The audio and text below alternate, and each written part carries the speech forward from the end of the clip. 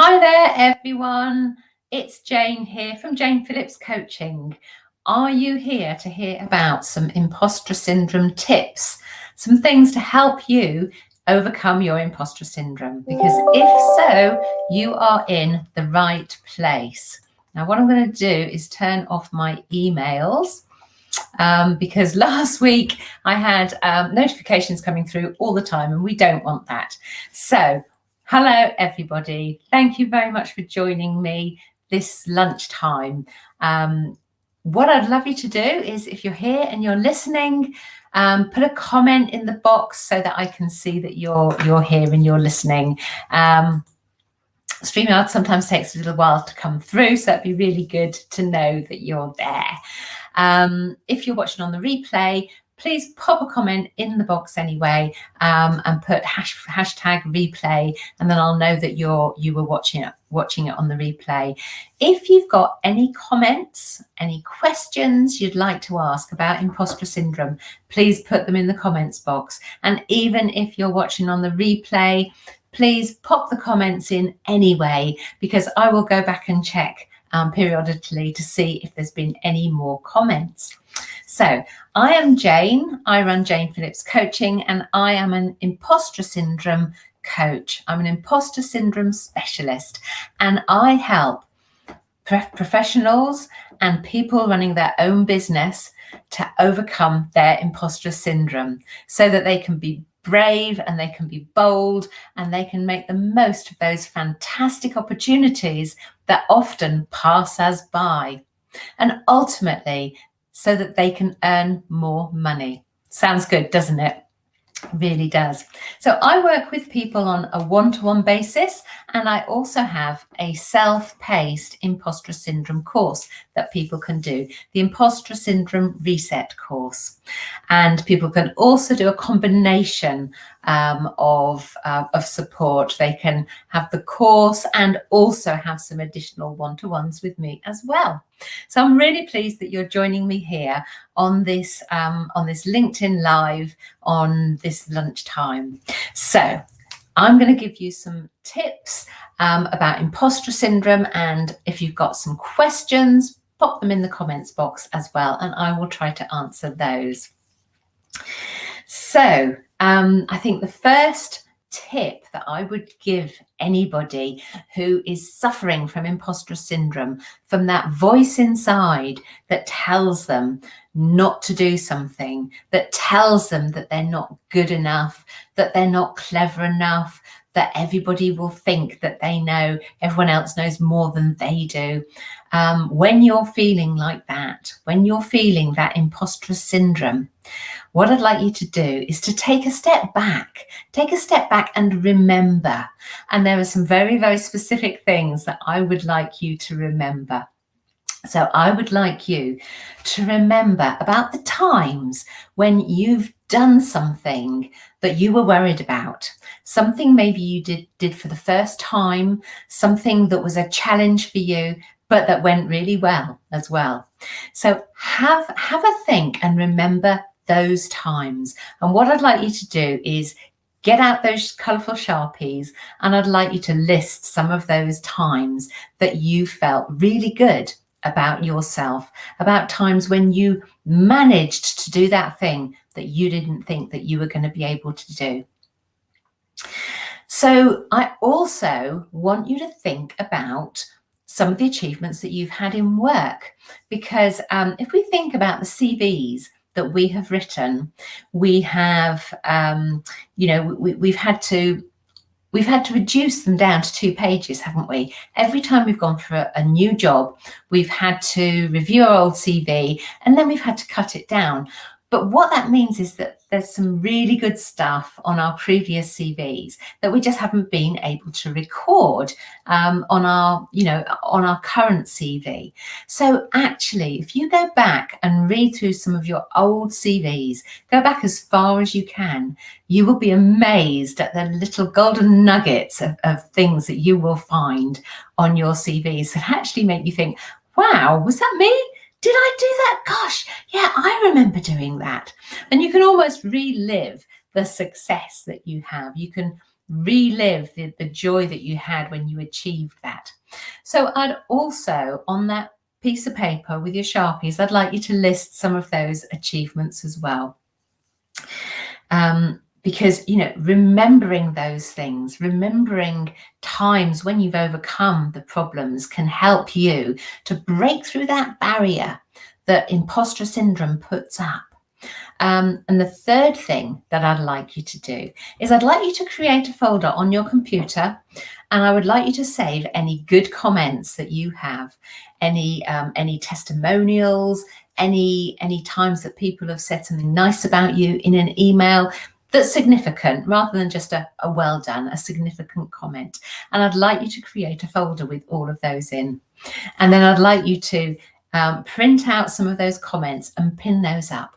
So you've got your paper where you've written down the things you were good at and the achievements that you've made in your career previously on your CV, and you've also got comments that other people have made about you.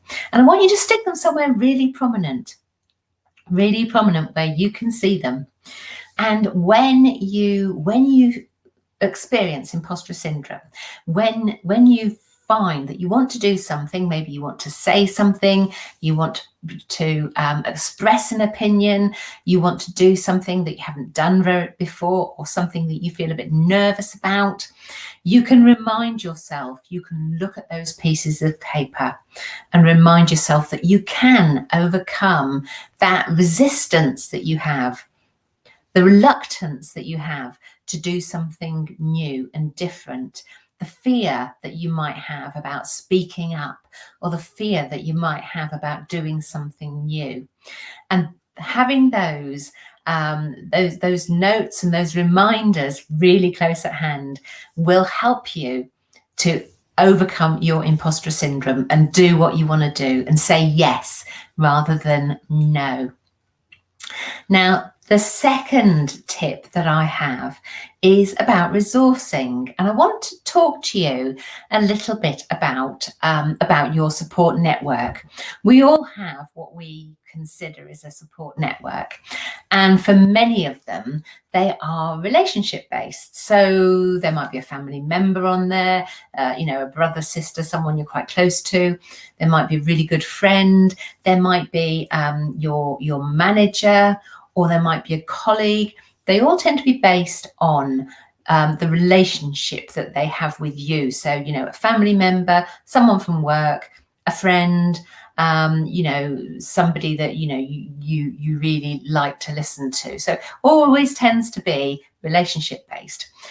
The way that I teach my clients to build their support network is not based on making sure you have somebody from each of those relationships, as it were, but basing it on people's behavior, people's personalities, how they treat you, and based on their outlook on life as well. So I'm just going to share a slide with you. So let me just add this one here, and this is what my ideal support network is made up. So you sit in the middle and you are surrounded by these 6 different personality types. So, I think you need people who are non-judgmental. You need someone who's non-judgmental in your support network, because the people that actually prejudge you, you're going to find it really hard to talk about your ideas and your thoughts. The second sort of person that you should have in your support network is someone who's really supportive, because people who are supportive, they'll recognize your best ideas and they'll encourage you to develop them. The third type of person is someone who really cares about you, because people who care about you will care about making you feel special and making you feel important. And that's really, really essential to have someone like that in your support network. I think you also want people who feel passionate about life and who are inspirational, because people like that have a real positive effect. They make you feel fantastic when you've spent time with them. I'm sure that we've all had times when we've had somebody in our support network who actually makes us feel really quite negative and low and down. Those are not the people you want in your support network. You want to get rid of those people from your support network. And what you want are the people who inspire you and the people that that are passionate about what they do, because it's infectious. It really is. The next personality type that I think you need are people who are appreciative. And the reason why I think that's important is because people who are appreciative not only appreciate you for your good points, but they also appreciate you for your weaknesses. They accept you with your weaknesses regardless. They appreciate your weaknesses, and they will also take them into account when they talk to you, when they suggest that you do things. And the final personality type, or the final type of person that I think you should have in your support network, are people who are influential and who are doers. Because people who are influential will be able to open doors for you. They'll be able to connect you with other people. People who are doers will get things done. They'll do what they said they were going to do. And that's the sort of people that you want to be able to be there to support you. So what I suggest in the support network is really quite different to what a lot of people tend to think of as their support network. So what I'd like you to do is get a piece of paper. You can still use your Sharpies if you like. And I'd like you to list the people that are in your support network. And then I want you to think whether they are non-judgmental, whether they are supportive, whether they care about you, really care about you, whether they're passionate about life and inspirational, whether they are appreciative, and whether they are influential or doers. Now, we are very unlikely to find one person that ticks all of those boxes. I'm sure I don't tick all of them, although I would love to think that I do. So, of course, you still need several people in your support network, but you want to be able to look at that support network and know that you've got those personality types sitting within it. And when you've made a list of your current support networks, if there are people who don't fit this criteria, then, remove them. They don't have to know. They will never know that you're not going to them for advice and you don't consider them in your close support network. And then I want you to make a plan as to how you can include the gaps, the people who have the personality, the people who can fill those missing gaps for you, and start to really perfect your support network. So I hope that's been really useful for you. That's a task that you can do. And my final tip is about replying to your inner voice, because you know what happens with your imposter syndrome. You want to do something and then you get that little voice in your ear, don't you? And it says, oh, you can't do that. Everybody else should be doing that. They're much better than you are at doing that. Don't do that because you'll look stupid. And your inner voice will persuade you not to do something. I'm just going to remove that screen a second. I'm sure you've had a good chance to have a look at that. There we are.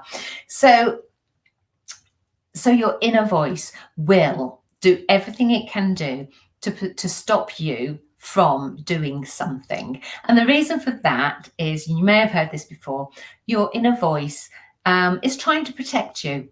It's trying to keep you safe. It's trying to keep you in that comfort zone where everything feels nice. You're not being challenged at all. But let's face it, we all need to be in our comfort zone at times. But actually, we learn and we grow when we go into our stretch zone. So we know we need to be in that stretch zone, but we've got our imposter syndrome trying to put the brakes on and trying to hold the reins and pull us back. And our imposter syndrome will say anything that it can do to persuade us not to do something, not to be bold, not to stand out, not to say, yes, I'll do that, not to have a go at something. So, that's what's going on. But what you can do is you can actually visualize your imposter syndrome. You can think about what that might look like. Is it a sensation?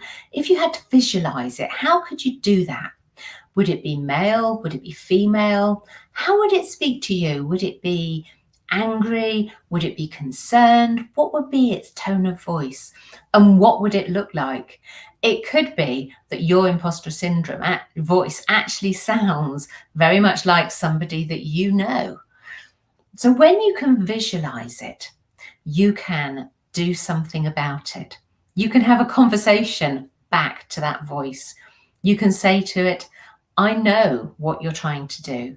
I know that you're trying to protect me. And thank you. Thank you for caring about me.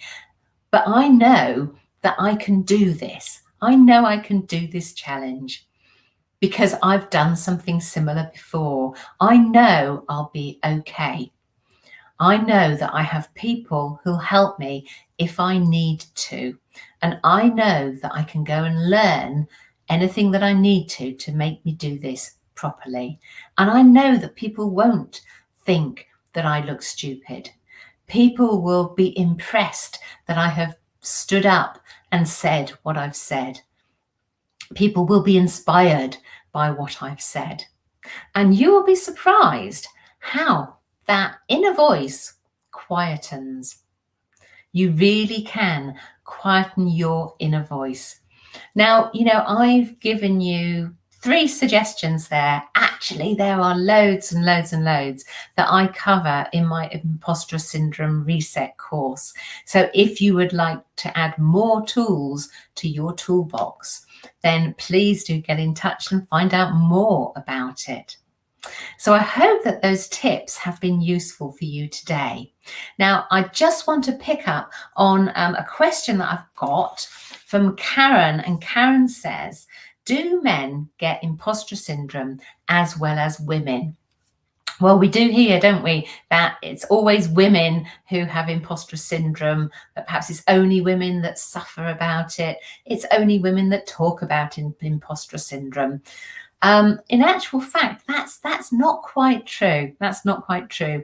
I have seen lots of different figures that suggest that, up to 90% of women experience imposter syndrome at some time or other. But actually, that up to 85% of men experience imposter syndrome at some time or other. Now, what I think really is going on here is that I think that women are much more open to the idea of imposter syndrome, and obviously this is generalizing.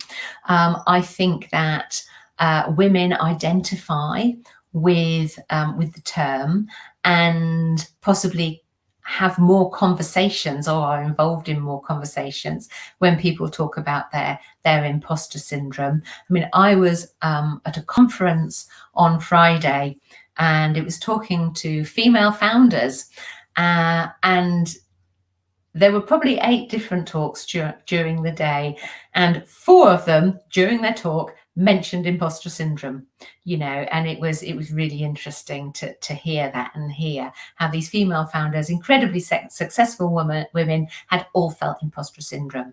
So we tend to think that it's just a female thing because that's where the conversation tends to happen. However, I have men who comment on my posts. I have men who approach me to say, I think I have imposter syndrome as well. And I'm really pleased when they speak up and identify with it, because, the insecurity that people feel, it isn't just a female thing, it is a male thing as well. So I love it when men actually, say, yeah, me too, me as well. So, both men and women experience it. I also think that there is something about there's something generational here as well, because imposter syndrome as a term was it was only coined in 1977, I think it was. So you can imagine it then took probably 10 years to start to become mainstream. So mid 80s, 90s, when people were really talking about it. So I think that men who are of an older generation feel less likely that they experience imposter syndrome because they've already worked their way through their career before they heard about the term, before people started to think about it. So I think that during their career they have felt all of those fears that we feel. It's just that they've never identified it with imposter syndrome because it wasn't a thing. It wasn't talked about. It was there, but we didn't know how to describe it, how to sort of encapsulate it. So I think that there is a bit of a generational thing there as well, because a lot of the men who talk to me about it are all sort of millennial age, really. So I think that's the thing there. I've had one more question as well. This is a question from Sarah. How do I know if I have imposter syndrome rather than just a lack of confidence? And, I think it's a really good question, because confidence and imposter syndrome, they are very closely related, really closely related. So when you have imposter syndrome, the difference is that you don't think you know very much, even though actually you do. Everybody else thinks you do, and you have the qualifications that you need. So you do have that knowledge, you do have that experience. Everybody else can see it apart from you.